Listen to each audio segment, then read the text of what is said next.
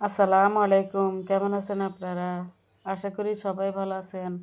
আলহামদুলিল্লাহ আমিও ভালো আছি। আজকে আসছি সোনামুড়ি বাজারে।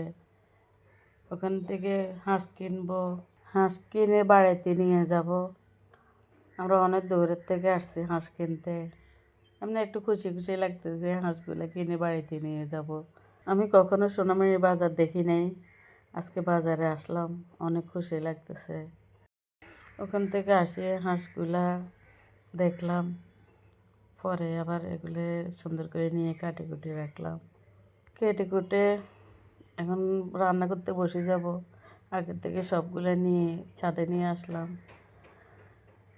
চুলায় দিয়ে দেব হলুদ, মরিচ, লবণ, যা যা লাগে একটা হাঁস রান্না করতে। হাঁস রান্না করতে একটু গরম মশলা বেশি দেওয়া লাগে, নাহলে হাঁসে একটু গন্ধটাই যায় না।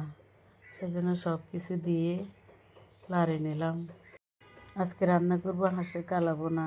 খোলা আকাশের নিচে রান্না করতে আলাদা একটা আনন্দ লাগে। কিছুক্ষণ চুলায় রেখে ভালো করে মাংসগুলো সিদ্ধ করে নেব। আজকের জন্য এতটুকুই। সবাই ভালো থাকবেন, সুস্থ থাকবেন। আসসালামু আলাইকুম।